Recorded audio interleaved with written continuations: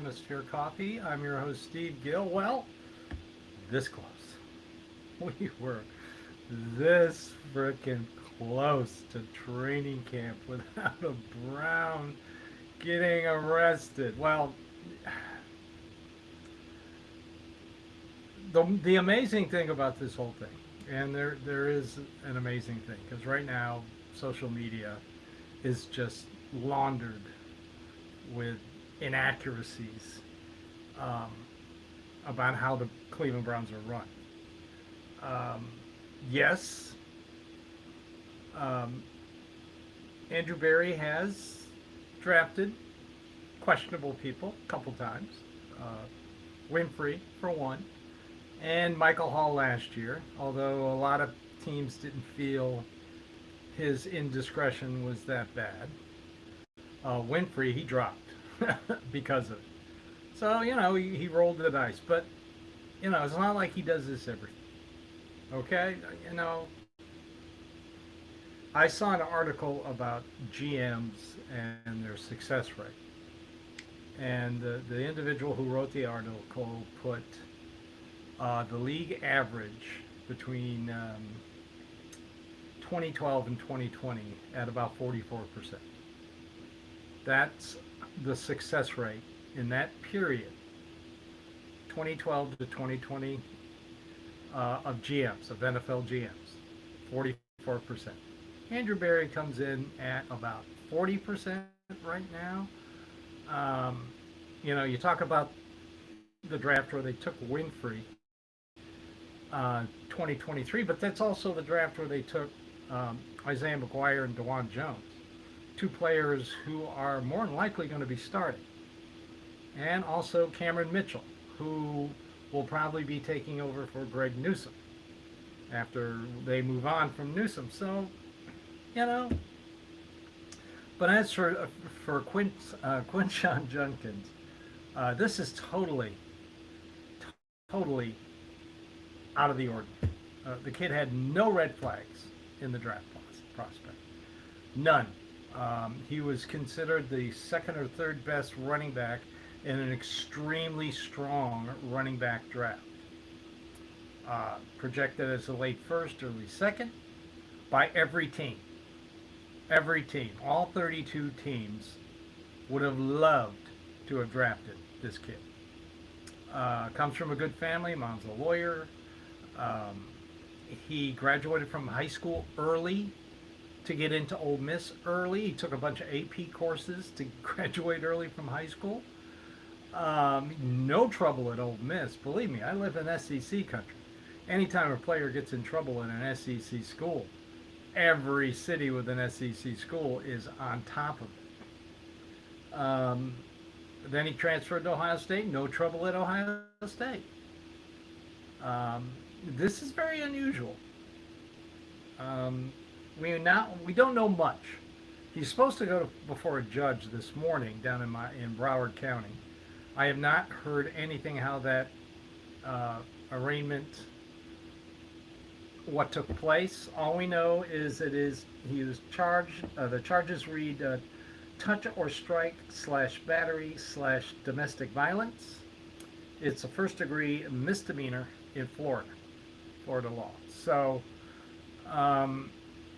we know Saturday night the victim, whoever they may be, called the county deputies who interviewed her, or interviewed whoever, and then they found Judkins, and they arrested him and put him in jail. And he's been there waiting to see the judge supposedly this morning. It's already almost 12:30 down in Broward County, so I would assume it's probably on a Sunday. It might be a long docket. You might have to wait. So we'll wait and see. It just doesn't sound like this kid has never been in trouble. Something doesn't sound right. So I will wait to judge until I see the complete charges. Of course, the Browns are doing what they always do, what every NFL team should do.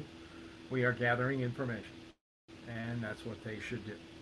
They should wait to find out what's going on. I'm sure they have an attorney down there in the courtroom to find out. Let's take a quick break.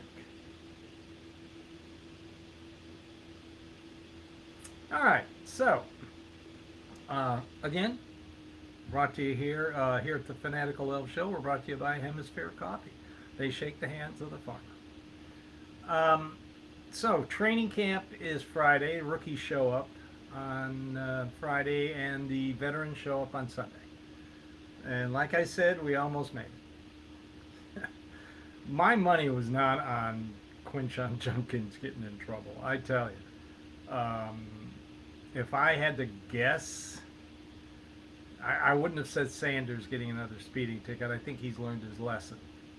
And I'm sure his dad is sitting on him right now. And we've all seen the videos of him out there training, Browns helmet, green shoes. I love it.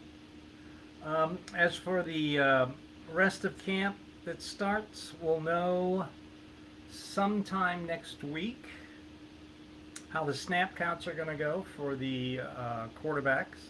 Don't read anything into it. If Kenny Pickett is taking the first team snaps first, don't read anything into it. Like I said last week, the Browns are trying to put a successful product on the field, and they know the most important position is the quarterback. So they're going to put the guy out there that gives them the best chance to win, and they don't want to play the rookies. So you're looking at Kenny Pickett or Joe Flacco. Now, I've said that Kenny Pickett could get the starting. He could be the starting quarterback. But after learning that and learning what their focus is, my money is on Flacco. He won't get first team snaps right away because he really doesn't need them. He knows this offense already. So don't be, I'm sure the Cleveland media types are going to be yelling and screaming if Kenny Pickett gets the first team starts. I'm sure at the really big show, they will again tell you that their spidey senses are tingling that Kenny Pickett is going to start because he was traded for by Andrew Berry, and that's who Andrew Berry wants to start. That's a load of garbage. Kevin Stefanski picks who's going to start. I hate to tell everybody, but there's no mystery in this, in the division of powers in the coaching and front office. It says in their contracts. Andrew Berry picks the players. Kevin Stefanski picks who plays. So I'll go with that. I mean, everybody, I've already seen a post that said this team was ruined because the chief strategy officer thinks he's a GM. He has nothing to do with this. He has nothing to do with this. He provides information. That's it. He doesn't make decisions. Go watch the movie Moneyball and tell me that the characters that's supposed to be Paul D. Podesta, tell me where in the movie he makes decisions. You're not going to find one thing. So we can get through this. I know I've seen a lot of things, a lot of Browns fans. Why can't we have nice things? Well, this kind of crap happens. But I'm going to wait and find out what the complete charges are. Like I keep saying, I am all about situations and circumstances. I want to know what the situation he was in and the circumstances for this charge before I condemn this young man for what he did. Just remember, only two second-round draft picks have signed. Carson Schlesinger of the Browns and another player, and they both got guaranteed money. The other 30 second-rounders, 30 players of the second round have not signed. They all want guaranteed money. This might help the Browns get Judkins under contract. I don't know if he's going to be suspended. Again, we've got to wait and see what happens. He hasn't signed yet, so they can't suspend him yet. And we don't know what the charges are completely. We don't know the circumstances of what happened. So I just caution everybody to let's just wait and see what happens. Other than that, I'm looking forward to training camp. I'm looking forward to the social media um, videos showing the players all going into the facility. I love that. I love the talking about that leads up to training camp, all the news and notes that happened. You know, I'm not looking forward to all the bottom feeders coming out and attacking Andrew Berry, Kevin Stefanski, Jimmy Haslam for this arrest. Because, like I said, the kid has no red flags. I mean, if you knew this was coming, buy lottery tickets because you'd be a very rich person. Nobody saw this coming. The only other news is the stadium, which I still don't understand why the politicians are throwing your taxpayer dollars at something that is going to happen in Brook Park anyway. You know, they want to complain that they're wasting your tax dollars. Well, right now they're wasting your tax dollars.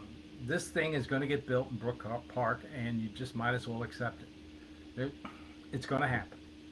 So, hey, up there in politician land in Cleveland, quit wasting the taxpayers' money because it's going to happen.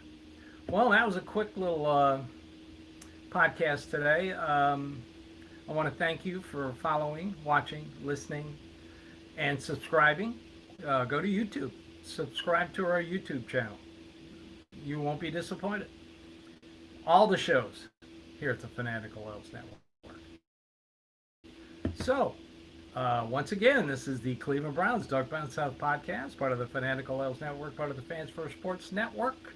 I'm your host, Steve Gill, and all I got to say is go Browns.